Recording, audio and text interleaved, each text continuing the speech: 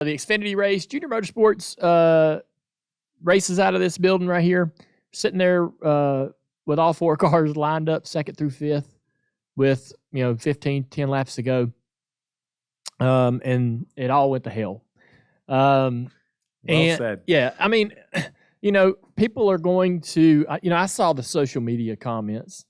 Get your boys to figure it out. Get your boys to line up. Why ain't they working together? That is such a tough position to be in. We've been talking about this for a couple days, and me and the team and the drivers. The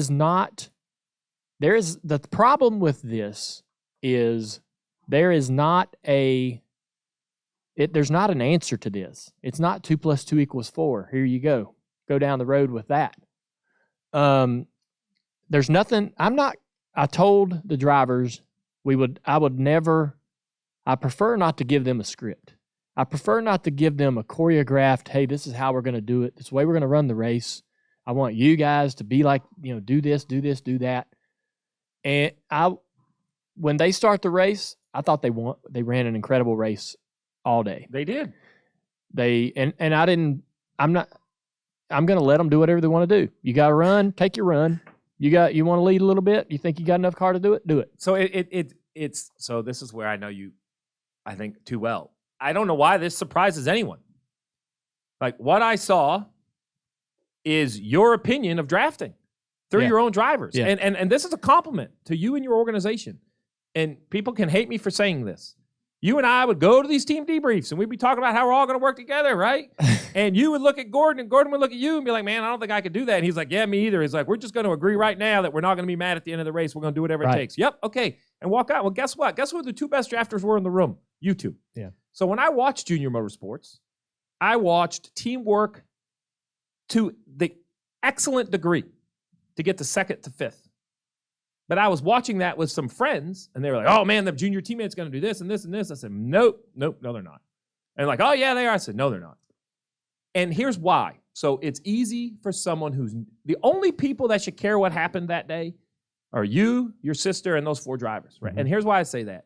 If I'm Brandon Jones, new to the team, man, I'm your guy. I just need to know what you want. Yep. I'm okay if the team is – go win a race, guys. And, I would be mad if I wrecked a ridiculous block, but I didn't see any of that. I saw speedway racing that went wrong. So I hear what you're saying. I saw the same things on social media, and it's easy to say they should work together. Well, but it's refreshing. Let me just say, it's refreshing that they actually raced, because I am not the first time, and I've said this before, that I watch a teammate push another teammate across the line for the Daytona 500 and not pull out of line, I'm going to lose my mind. Yeah.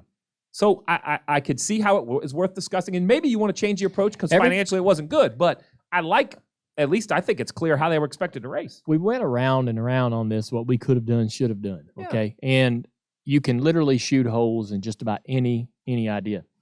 If we had went, should we go around the 21 with 10 to go as early as possible, right? Go ahead and put him to the back. It's possible, but I think that actually breaks up one or two of our guys off the, No doubt. He ends up racing side by side with third or fourth. The third or the fourth guy isn't getting through. No. Yep. And so if we wait to the very last lap, the third and fourth JR Motorsports car, that serves them no purpose. They have no chance to have to sit. That's very stingy to ask them to sit in line. Well, you basically said we're not going to give you a chance to win this race. Yeah. And so, did I love Justin pulling out of line? In hindsight, probably not. But honestly, if I was driving his car, it's probably the same move I would have made. We didn't lose that race in that moment. But it's hard to say. And the one thing that I would say that we could do differently, or that we could do better, and this is on me. So as an owner, right, you can always try to improve. How do you communicate with different drivers, how they like to be talked to, how they like, what kind of information they want. But in those scenarios, if that's Penske lined up, or if that's Richard Childress Racing or Hendrick, who are you going to hear on the radio at some point in those last 10 laps? Yeah. Yeah, you're going to hear somebody other than the drivers and crew chiefs. That's for right. Sure. Yep. So I probably fell short in that moment to really go, hey, guys, in a great spot right here. Everybody kind of recognized the moment. Whether that would have really changed anything that anybody decided to do, but it might have put the light bulb on for those guys to go, oh yeah, we are all lined up right here. We do have them outnumbered. So that was one thing. I was sitting at that racetrack, and I've never been a guy to jump on the radio and rah before the race or even during the race, really giving any hands-on advice. But maybe I know that Roger Penske would have. I know that in that moment, Rick probably would have. Certainly, Richard I would have Childress. definitely had a hand on my shoulder. Yeah. Rick would have been like, hey, we should encourage them to work together. That's right. Right. I wish I would have done that. I didn't.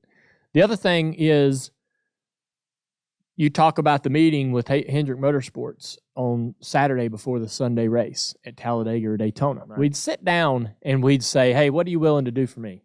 What should I expect from you? Okay. Yep. I think we would leave there at least having an understanding of like, okay, Dale's already said he's going to do what he has to do, so don't be mad when he does it. He just told me right to my face. We're going to have this conversation now so we don't have the argument after. I think that's a great point. Our guys, I don't believe, communicated enough to get to really know what to expect from each other. All right, man, I'm going to help you all day long until this moment. Then I'm probably not going to be dependable, right? Expect me to be a little aggressive. Or, man, I got you back all night long, man. I'm here for you. Right. Whatever it is, just everybody be transparent. And so going in that race, you kind of know where your defenses need to be, right? How to handle those. But now to define your company, though, this is a great transition year for your company because you have a couple new crew chiefs, a new driver, a new guy in the role of competition director. Like, he's been here a long time and not in that role. And the reason I say that is because I appreciate what you're saying, but that mantra, that mentality, that approach, you can't just come in the day before as the owner and say, this is how we're going to, like, it's as much as it's painful here a week out. Yeah. I actually think you guys are going to circle this date and go, oh man, we won a lot of races because that one went totally bad. Yeah. Because I think if you would have had that meeting, I would have been like, yeah, oh yeah, we've all been in these meetings. It's fine. Like, why am I listening? It's kind of like when you get your first F in school, you're like, oh, I'm paying attention now. Yeah. Because I really need. So it's kind of. It was certainly a teaching moment. My point is, when you want to meet with everybody before Atlanta or Talladega, or if Bumgarner does, or your sister does, I think you're going to have everybody's attention a little bit more than you would have the first race, just because they lived it. I did tell the drivers, I said, if we're sitting there with, 10 laps to go and we're all in the top 5, y'all need to recognize the situation. That's right. If that it might not never happen again. But if it does, things are a little bit different. You need to know they're different, and you need to recognize they're different. The problem I have is trying to tell them exactly what that means. What does that mean for the fourth guy, the third guy, right? And I can't ask him to, all right, man, you're going to finish fourth. All right, if you're the fourth guy, 5 to go, that's just the way it is. All right, I'm not gonna do that. I'm not gonna tell him that he's just to surrender to the other 3. And so, but I did tell them. I said, we're not done talking about this because we don't have a true solution. But if we are ever in that situation again, we will not and cannot lose the race.